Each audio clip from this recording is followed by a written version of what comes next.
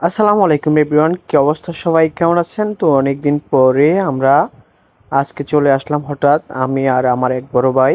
তো চলে আসলাম কোথায়? গোসাইহাট। তো এখানে অনেক দিন পরে আসলাম। এই জায়গাটা আসলে নিরিবিলি পরিবেশ, ও দুপুরবেলা হলে খুবই ভালো লাগে। তো এখন লঞ্চ ছাড়বে না, প্রতিদিন বিকাল 5টা থেকে রওনা হয় এখান থেকে ঢাকার উদ্দেশ্যে।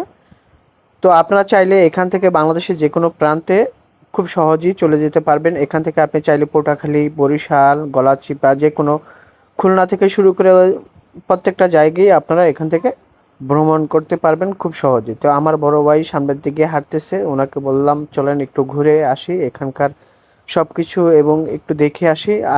তো উনি অনেকদিন পরে ওনার যেই ব্যবসায়িক প্রতিষ্ঠান বন্ধ করে, তো আমরা দুজনেই দুপুরবেলা চলে আসলাম এই ঘাটে। এই ঘাটে প্রতিদিনই কম বেশ আপনার লঞ্চ যাতায়াত করে। এটা হচ্ছে গোসাইহাট লঞ্চ ঘাট। প্রতিদিন একবার করে লঞ্চ ছেড়ে যায়, আর ঢাকা থেকে প্রতিদিন রাতে 8টায় আবার ছেড়ে আসে। তো এখানে মোহন ভাই ওনার পরিচিত কিছু লঞ্চের লোকজন, ওনাদের সাথে কথোপকথন বলতেছে আপনি চাইলে কেমরে গিয়ে রেস্ট নিতে পারেন। তো আমরা ওনার সাথে কথাবার্তা বলতে এসে, আর আমি এই পাকে এদিকে চারিদিকে ঘুরে ঘুরে দেখতেছি। আর প্রত্যেকটা জায়গায় অনেক সুন্দর নিরিবিলি পরিবেশ, আর দক্ষিণ থেকে যে বাতাস আসতেছে খুবই ভালো লাগলো। আর এই ঘাটে আপনার কোনো আগের মতো ওই গ্যাদারিংটা খুবই কম। তো চাইলে আপনারা এখান থেকে আসতে পারেন। আর যারা বেতুয়া ঘাট দিয়ে যেতে চাইছেন, একসময় যেতে পারতেন, কিন্তু বর্তমানে ওই লঞ্চ ঘাট বন্ধ। তো ভাইয়ের খোঁজ গল্প সব কিছু মেতে উঠেছে। বলতেছে এখানে গিয়ে আপনি চাইলে এই লঞ্চে যায় কেবিনের মাস্টার বলতেছে যে আপনি এখানে রেস্ট নিতেন। তো অনেকক্ষণ আমরা ঘোরাঘুরি করতেছি এবং কথাবার্তা বলতেছে ভাই। আর এদিকে চারিদিকে তাকিয়ে তাকিয়ে দেখতেছি আমরা ভিতরের পরিবেশটা। আর ভাই বলতেছে আমাকে একটু ভালো করে ভিডিওটা করেন, আর আমিও ওনার করতেছি। আর ওই দিক থেকে দেখা যায় ছোট্ট একটা লঞ্চ, এটা যেটা কালাইয়া থেকে চলে আসছে 10 মুনিয়া।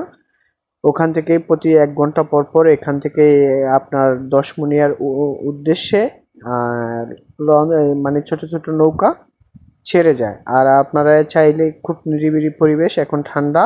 আর এই তেঁতুলিয়া নদী এখন নিরিবিলি, আগে যেমন উত্তাল ছিল এখন একটু খুবই নিরিবিলি থাকে। এই যে চলে আসছে, আপনি চাইলে এখান থেকে বাইক, মোটরসাইকেল সব কিছু নিয়ে যেতে পারবেন। আর আমরা এদিকে লঞ্চের ভিতরে একটু ঘুরে ঘুরে দেখতেছি, এবং লঞ্চটা ধুয়ে মুছে একদম পরিষ্কার করে রাখছে। আর বিশেষ করে অনেক সুন্দর যে পরিবেশ, মোটামুটি এই যে পানি দিয়ে সুন্দর করে পরিষ্কার করতেছে বিকালে যাত্রী যাওয়ার জন্য। আর প্রত্যেকটা জায়গায় অনেক সুন্দর। তো ওনাদেরকে আমরাও দেখতেছি, ভাইও ঘুরে ঘুরে দেখতেছে, বলতেছে একটু সুন্দর করে ভিডিও করেন।